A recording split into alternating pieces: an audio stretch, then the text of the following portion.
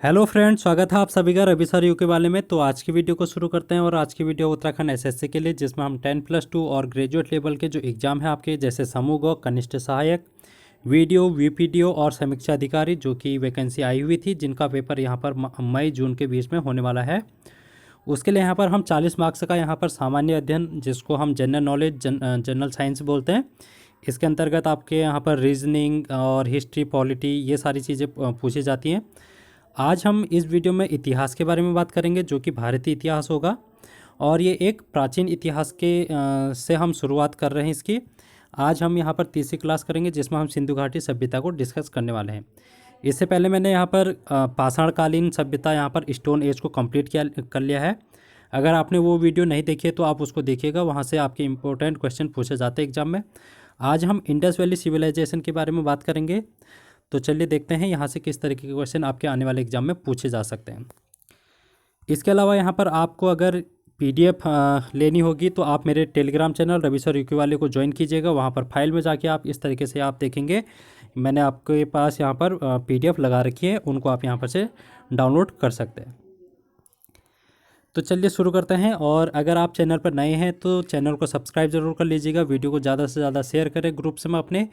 और यहाँ पर अब हम चलते हैं सिंधु घाटी सभ्यता में। तो सिंधु घाटी सभ्यता को इंडस वैली सिविलाइजेशन के नाम से जाना जाता है। और इसके जो अन्य नाम हैं वो देख लेते हैं, कौन कौन से नाम से इसको हम जानते हैं। इसको हम हड़प्पा की सभ्यता भी कहते हैं। हड़प्पा की सभ्यता कहने का एक रीज़न ये है कि क्योंकि इसका जो सिंधु घाटी सभ्यता का जो पहला स्थल है वो हड़प्पा ही था, जिसकी खोज यहाँ पर दयाराम साहनी ने 1921 में की थी। तो इस वजह से हम इसको हड़प्पा सभ्यता बोलते हैं। दूसरा, इसको हम सरस्वती सभ्यता बोलते हैं, क्योंकि ये जो यहाँ पर नदियाँ थी वो सिंधु और गंगा के बीच में एक सरस्वती नदी प्रवाहित होती है। यह है सिंधु और यह गंगा, और इसके बीच में यहाँ पर ये प्रवाहित होती है सरस्वती नदी। तो इन्हीं नदियों के किनारे यहाँ पर ये सभ्यता डेवलप हुई थी। तो इसी वजह से हम इसको सिंधु घाटी सभ्यता, सरस्वती सभ्यता भी बोलते हैं। उसके बाद यहाँ पर प्रथम नगरीय क्रांति इसको कहा जाता है। क्यों कहा जाता है प्रथम नगरीय क्रांति? क्योंकि इस समय की जो नगर नियोजन व्यवस्था थी वो बहुत अच्छी थी, और यहाँ पर जो घर थे उनके बाहर से जल निकास प्रणाली यानी कि नालियों का यूज़ बहुत अच्छे तरीके से किया गया था। सड़कें यहाँ पर बहुत अच्छी थी, और साथ में पहली बार नगरों का उदय यहाँ पर हुआ था। तो इस वजह से इसको हम प्रथम नगरीय क्रांति के नाम से भी जानते हैं। दूसरा, इसको हम कांस्य युगीन सभ्यता भी कहते हैं। कांस्य युगीन सभ्यता ये इसलिए कहते हैं क्योंकि इस समय अधिक मात्रा में यहाँ पर कांसे का प्रयोग किया गया था, तो इस वजह से हम इसको कांस्य युगीन सभ्यता भी बोलते हैं। मैं आपको बता देना चाहता हूँ, जो कांसा होता है वो टाबा और टिन का प्रयोग करके मिलाया जाता है। तो ये साइंस का क्वेश्चन आपका यहाँ पर से कंप्लीट हो चुका है कि कांसा किससे मिला के बनता है। एक तो होता है टाबा, कॉपर बोलते हैं इसको, प्लस टिन। ठीक है, तांबा और टिन को मिलाकर यहाँ पर कांसे का प्रयोग यूज किया जाता है। अब इसके कालक्रम की बात करें तो यहाँ पर इसका जो कालक्रम है ये एक इस समय की जो सभ्यता थी वो एक इसकी जो लिपि है वो हम पढ़ी नहीं गई है, इस वजह से इसका जो कालक्रम है वो बिल्कुल निश्चित नहीं है। ठीक है, तो अलग अलग विद्वान इसको अलग अलग कालखंडों में विभाजित करते हैं, लेकिन यहाँ पर एक जो सटीक माना जाता है वो है रेडियो कार्बन विधि। और दूसरा है एनसीईआरटी की बुक, जो आपको 6th 7th 8th में आप जिस बुक से पढ़ते हैं वो एनसीईआरटी की बुक से मैंने आपको यहाँ पर बताया है।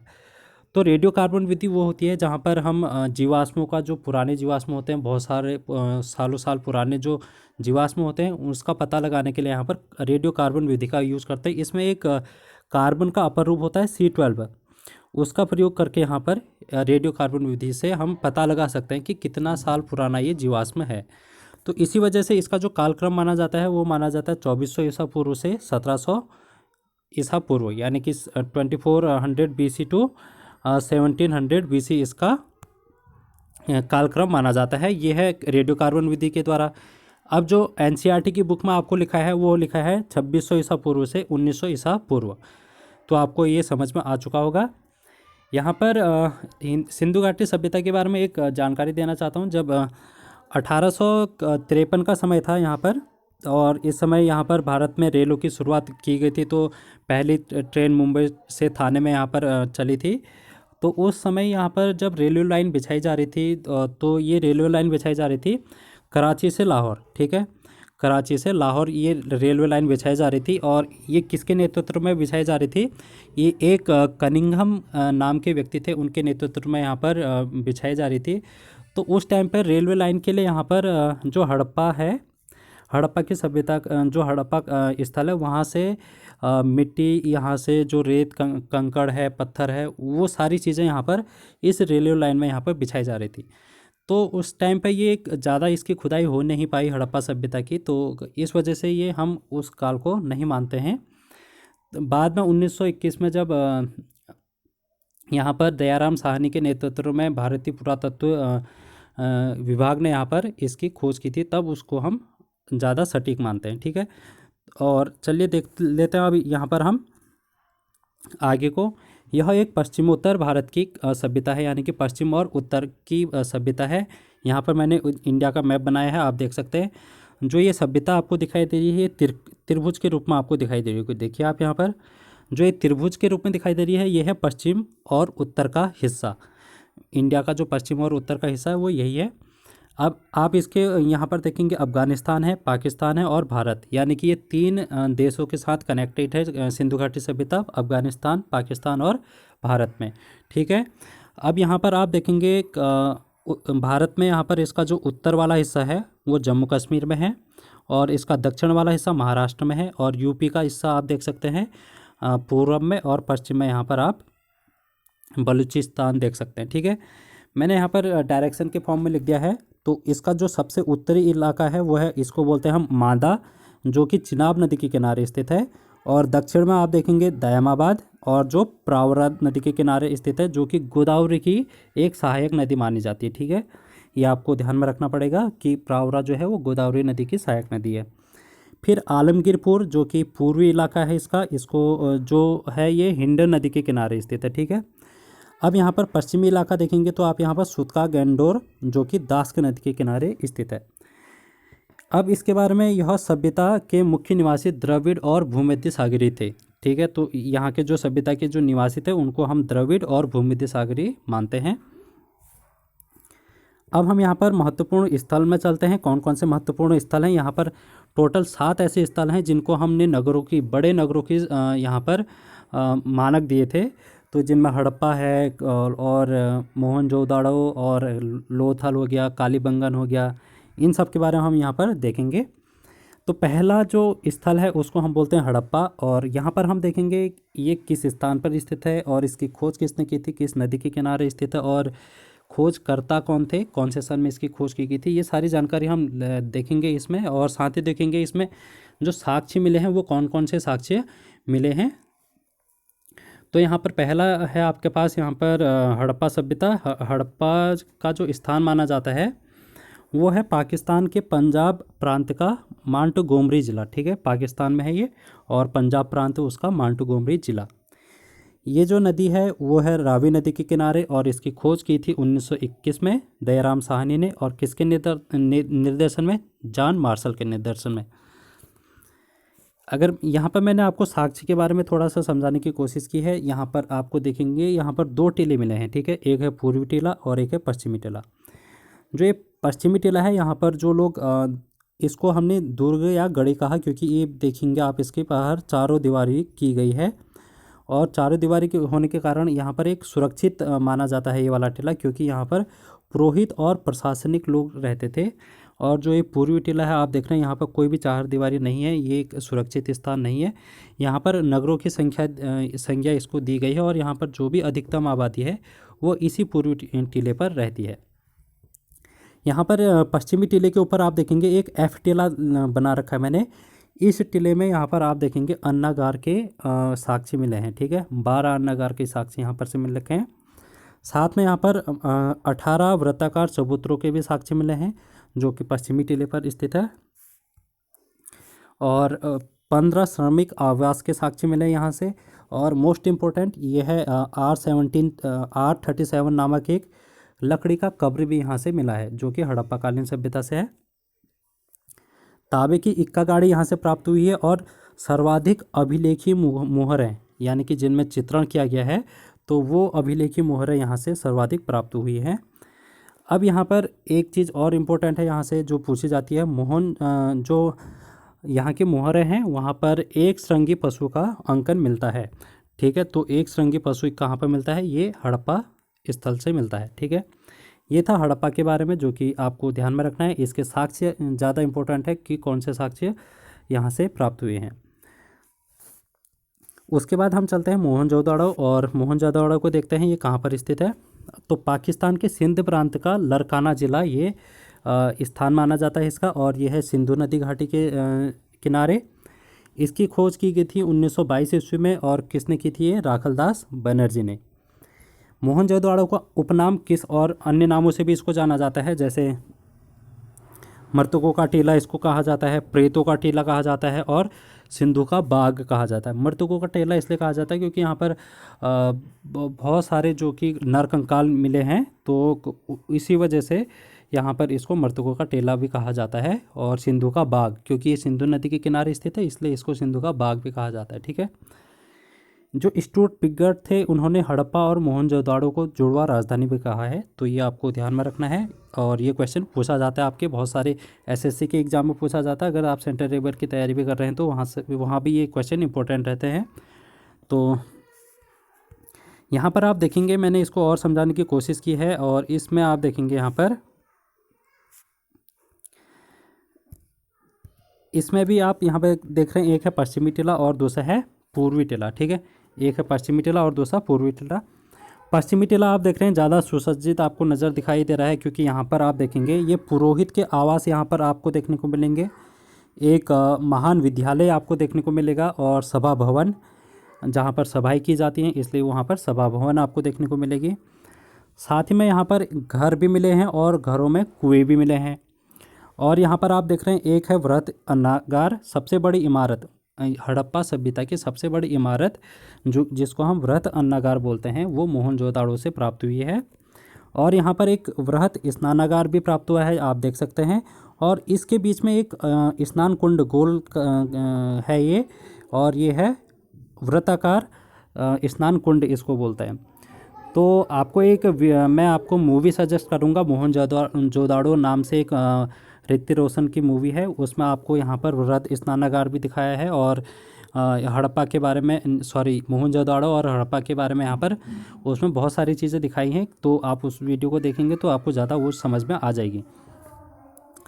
इसके अलावा यहाँ पर सर्वाधिक बेलनाकार सेलाखड़ी की मुहरें यहाँ से प्राप्त हुई हैं, यानी कि जो हड़प्पा था वहाँ से तो हमको अभिलेखी मुहरें मिली हैं जिसमें अभिलेख हैं। अब यहाँ से क्या है, बेलनाकार सेलाखड़ी की मुहरें मिली हैं। ठीक है, पूर्वी टीले में जाते हैं तो यहाँ पर 1200 मुहरें प्राप्त हुई हैं। और यहाँ पर आप ये देख रहे हैं, ये जो एक मूर्ति आपको दिखाई दे रही है, नर्तकी की मूर्ति है, तो ये आप वहाँ पर मिली है। और साथ ही में यहाँ पर एक छुरा मिल रखा है। ठीक है, तो कपास का एक छुरा भी यहाँ पर मिल रखा है। और आप यहाँ पर देख सकते हैं ये जो सड़कें हैं बीच में, ये चौड़ी चौड़ी सड़कें, तो यहाँ पर सड़कों के साक्ष्य भी यहाँ से मिले हैं। साथ ही में आप यहाँ पर देखेंगे एक मूर्ति दिखाई दे रही है जिसके 3 सर हैं और 3 मुँह हैं। ये है पशुपति नाथ की मूर्ति, जिसमें हाथी, चीता, गैंडा और भैंसा दर्शाए गए हैं। तो अगर आपसे पूछेंगे कि पशुपति नाथ की जो मूर्ति है वो कहाँ से मिली है, तो आप बोलेंगे मोहनजोदड़ो से। ठीक है, जॉन मार्शल ने ये कहा था कि यहाँ का जो पतन हुआ था, ये 7 बार बाढ़ आने के बाद भी ये उसके बाद देखिए आप यहाँ पर 7 बार बाढ़ आई थी। ठीक है, तो आप कहेंगे यहाँ पर कहाँ पर 7 बार बाढ़ आई थी, तो वो है मोहनजोदड़ो। कनेडी के अनुसार यहाँ का पतन मलेरिया रोग से हुआ, तो ऐसा माना जाता है यहाँ पर मलेरिया रोग का प्रभाव ज़्यादा फैल गया, तो इस वजह से इसका पतन माना जाता है। जो वृहत स्नानागार है इसको तत्कालीन विश्व का आश्चर्य कहा है जॉन मार्शल के अनुसार। ठीक है, ये भी आपको ध्यान में रखना है। अगला स्थल चलते हैं हम लोथल में। लोथल कहाँ पर स्थित है, इसको हम देख लेते हैं। लोथल भारत में स्थित है, गुजरात के अहमदाबाद ज़िले में। और ये जो नदी है ये है भोगवा नदी के तट पर, और खंभात की खाड़ी यहाँ पर है, और उसी के यहाँ पर भोगवा नदी है, उसके तट पर यहाँ पर लोथल स्थित है। इसकी खोज यहाँ पर 1954-55 के बीच में हुई थी, और इसके जो खोजकर्ता थे उनका नाम है रंगनाथ राव। ठीक है, अब यहाँ पर देखेंगे जो लोथल है इसको लघु हड़प्पा और लघु मोहनजोदड़ो के नाम से भी जाना जाता है। तो लघु हड़प्पा और लघु मोहनजोदड़ो लोथल को कहा जाता है। जो लोथल है ये सबसे इम्पोर्टेंट यहाँ से क्वेश्चन पूछा जाता है कि हड़प्पा सभ्यता या फिर सिंधु घाटी सभ्यता में बंदरगाह किस स्थान से प्राप्त हुए हैं। तो बंदरगाह के साक्ष्य यहाँ पर से हमको मिलते हैं, क्योंकि ये जो गुजरात का इलाका है वो समुद्र के किनारे स्थित है, इसी वजह से यहाँ पर व्यापार के लिए बंदरगाह का यूज किया जाता होगा। तो इसी वजह से यहाँ पर साक्ष्य इसके मिल रखे हैं। इसको हम डॉकयार्ड भी बोलते हैं या फिर गोदीवाड़ा भी बोलते हैं, तो इसको भी आपको ध्यान में रखना है। इसके अलावा यहाँ पर जो लोथल है वहाँ से क्या क्या साक्ष्य मिल रखे हैं इसको भी देख लेते हैं। हाथी दांत का पैमाना यहाँ से मिल रखा है, यानी कि जो हाथी के दांत होते हैं उसको पैमाने के रूप में यहाँ पर यूज किया होगा, ऐसा साक्ष्य इसके मिले हैं। साथ ही में सती प्रथा के साक्ष्य यहाँ से मिल रखे हैं। सती प्रथा का मीन्स ये है कि अगर यहाँ पर कोई पुरुष है तो उसके साथ भी महिला का यहाँ पर कब्र मिली है, ठीक है। तो एक ही कब्र में पुरुष और महिलाओं के दफन होने की यहाँ पर बात की गई है, तो इसी वजह से ऐसा माना जा सकता है कि ये सती प्रथा के यहाँ पर साक्ष्य हैं। उसके बाद यहाँ पर 2 राक्षसों वाली मुहर मिल लिखी है, बारहसिंगा गोरिल्ला की मुहर, और मन के बनाने के साक्ष्य भी, मन के मीन्स जो मालाएं होती है उनके साक्ष्य यहाँ पर मिल रखे हैं। अग्निकुंड के साक्ष्य मिल रखे हैं यहाँ पर, और आटा पीसने की चक्की, धान चावल बाजरे के साक्ष्य और रंगाई कुंड, ये सारे साक्ष्य यहाँ से मिल रखे हैं। जो लोथल से आपको ध्यान में रखना है, सबसे पहले एक बंदरगाह ये वाला, और दूसरा हाथी दांत, और तीसरा सती प्रथा, ये सारी चीज़ें आपको ध्यान में रखनी है लोथल से। अब हम चलते हैं चनुदड़ो पर। चनुदड़ो यहाँ पर कहाँ पर स्थित है देख लेते हैं। पाकिस्तान का सिंध प्रांत, ठीक है, जो मैंने अभी पाकिस्तान दिखाया था उसका जो सिंध प्रांत है वहाँ पर ये चनुदड़ो स्थित है, और यह है सिंधु नदी के किनारे। और इसकी खोज 1931 में गोपाल मजुमदार ने की थी, ठीक है। इसकी विशेषता क्या है, विशेषता देख लेते हैं पहले चनुदड़ो की। यह स्थान हड़प्पा से पूर्व, हड़प्पा के साथ और हड़प्पा के बाद की सभ्यता है, यानी कि आप कह सकते हैं कि जो चन्हुदड़ो है उसका जो साक्ष्य मिलते हैं वो हड़प्पा के साथ, हड़प्पा के बाद और हड़प्पा से पहले की ये सभ्यता मानी जाती है चन्हुदड़ो, इम्पोर्टेंट है ये। और साथ ही में इसके पतन के बाद झाकर संस्कृति का विकास हुआ था। ये भी क्वेश्चन पूछा जाता है आपके एग्जाम में, बहुत बार एसएससी में पूछा गया यही वाला क्वेश्चन कि झाकर संस्कृति का विकास किस हड़प्पा कालीन स्थल के पतन होने के बाद हुआ है, तो वो बोलेंगे आप चन्हुदड़ो। यहाँ से जो इम्पोर्टेंट जो आपको ध्यान में रखना है वो साक्ष्य हैं इसके। यहाँ से जो साक्ष्य मिल रखे हैं वो सौंदर्य प्रसाधन के साक्ष्य, जैसे आप बोल सकते हैं इत्र, कंघा, लिपस्टिक के साक्ष्य यहाँ से मिल रखे हैं। दूसरा, मन के बनाने के कारखाने भी यहाँ पर से मिल रखे हैं, तो इसी वजह से ये ज़्यादा इम्पोर्टेंट हो जाता है आपके। अब हम चलते हैं 5वां स्थल, जिसको हम बोलते हैं कालीबंगा या फिर कालीबंगन। ये जो स्थित है ये स्थान है राजस्थान का हनुमानगढ़ जिला। इसकी खोज की थी 1953 में बीबीलाल और बीके थापर ने। ये जो नदी है ये घग्गर नदी के किनारे है, जो कि राजस्थान में स्थित है। कालीबंगन का मीन्स होता है काली चूड़ियाँ, ठीक है। तो काली चूड़ियाँ, काली मीन्स काली और बंगा मीन्स चूड़ियाँ, तो काली चूड़ियों के साक्ष्य यहाँ पर प्राप्त हुए हैं, इसी वजह से इसका नाम कालीबंगन रखा गया है। और साथ में आपको इम्पोर्टेंट चीज़ यहाँ पर से देनी है कि जो कालीबंगा है यहाँ से जोते हुए खेत के साक्ष्य मिल रखे हैं, यानी कि हल से जोते हुए खेत कहाँ से मिल रखे हैं, तो वो है कालीबंगा। अग्नि पूजा की प्रथा के प्रमाण मिल रखे हैं यहाँ पर से, और लकड़ियों की नालियों का प्रयोग का प्रमाण भी यहाँ से मिल रखा है। अभी तक आपको लकड़ियों की नाली नहीं मिली थी, तो आप यहाँ पर देखेंगे कालीबंगा जो है वहाँ पर लकड़ियों की नालियों का भी प्रयोग यहाँ पर किया गया है। इसका पतन जो है वो भूकंप के कारण माना जाता है, तो ये आपको ध्यान में रखना है। पहला स्थल है जिसका पतन यहाँ पर भूकंप आने से हुआ था। 6वां स्थल चलते हैं हम धौलावीरा में। धौलावीरा को देख लेते हैं कहाँ पर स्थित है। गुजरात का यहाँ पर भचाऊ जिला है जहाँ पर ये धौलावीरा स्थित है। और ये जो नदी है यहाँ पर कोई भी नदी प्रवाहित नहीं होती है, लेकिन ये माना जाता है जो कच्छ की खाड़ी वाला इलाका है वहाँ पर ये स्थल स्थित है। अब यहाँ पर जो खोज इसकी की गई 1990 में, खोजकर्ता कौन थे, रविंद्र सिंह बिष्ट।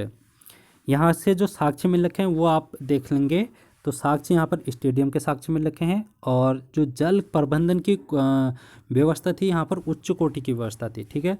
तो बाहर से नहरों जो घर है उनके बाहर जो जल निकास प्रणाली है वो बहुत सटीक थी, और यहाँ पर जो सिंचाई के लिए तालाब नहरों के साक्ष्य यहाँ पर मिल रखे हैं, और जल कुंड के साक्ष्य यहाँ पर मिल रखे हैं।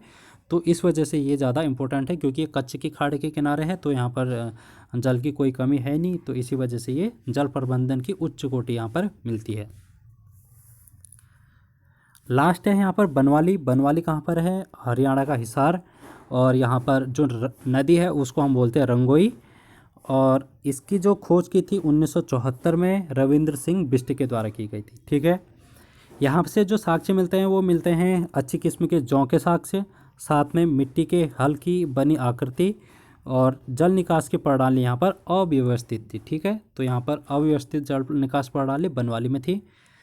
तो ये थे 7 इंपॉर्टेंट नगर जिनको हमने हड़प्पा सभ्यता या फिर सिंधु घाटी सभ्यता के नगरों की संज्ञा दी थी। ठीक है, अब हम आने वाली वीडियो में और भी महत्वपूर्ण स्थल पढ़ेंगे कुछ और, जो कि सुतकोरगोई है, आपके पास बहुत सारे और भी स्थल हैं, उनको हम देखेंगे जो थोड़े थोड़े इंपॉर्टेंट है, आपके एग्जाम में क्वेश्चन बनते हैं वहाँ से। और भी देखेंगे हम सिंधु घाटी सभ्यता के कुछ और, वहाँ का सांस्कृतिक पक्ष से देखेंगे, धार्मिक पक्ष से देखेंगे, और वहाँ की जो संस्कृति है वो किस तरीके से उसका पतन हुआ था, वो सारी चीज़ें हम आने वाली वीडियो में देखेंगे।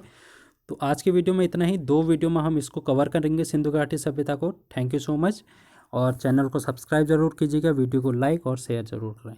Thank you.